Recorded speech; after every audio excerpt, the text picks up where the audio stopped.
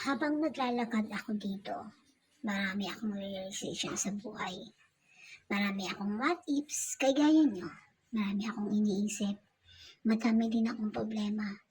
Pero ganun pa man, lagi kong pinangahawakan yung salita at yung reminder ng ating amang nasa langit. Lord, thank you for reminding me not to trust on my own, but to put always my trust on you. Thank you kasi pag nalulungkot ako, pag feeling ko nag-iisa ako, every time I'm in down and I feel uncertain, thank you for reminding me na anak, you are not alone in your battle. Na anak, sa mga what ifs mo na yan, darating yung time na maiintindihan mo kung bakit nangyari yung ganito, kung bakit hindi nangyari yan. Thank you, Lord, for always reminding me na I'm not alone sa bawat laban na aking hinaharap. Sa bawat problema na dumarating sa buhay ko, thank you for reminding me na hindi ako nag-iisa. Thank you for giving me strength and for always giving me hope na someday, in your perfect timing, all my silent prayers will be answered.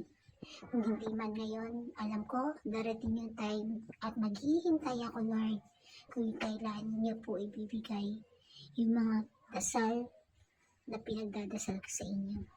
Alam ko, darating yung time na everything will be happen in your perfect timing.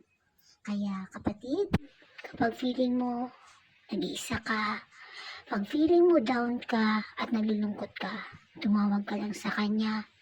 Kasi siya lang yung lakas, siya lang yung pag-asa natin.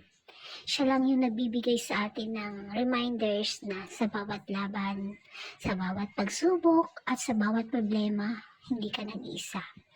Feeling natin minsan kaya natin, pero hindi po natin kaya kung wala si Lord. Lord, thank you kasi nagiging malakas ako dahil sa inyo. Lahat ng problema na dumarating, kaya kong harapin kasi alam ko at the end of the day, makakaya ko lahat kasi kasama ko kayo.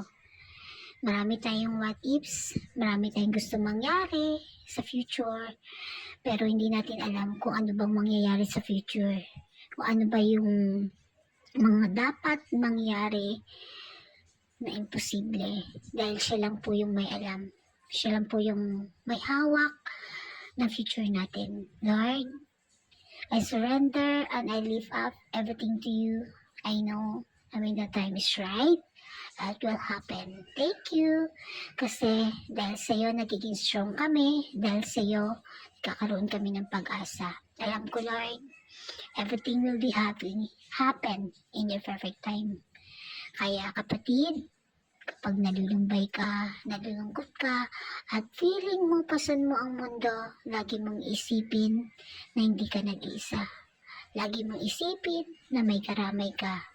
Nandyan siya palagi para tayo ay tumawag, humingi tayo ng gabay. Prayer is the key.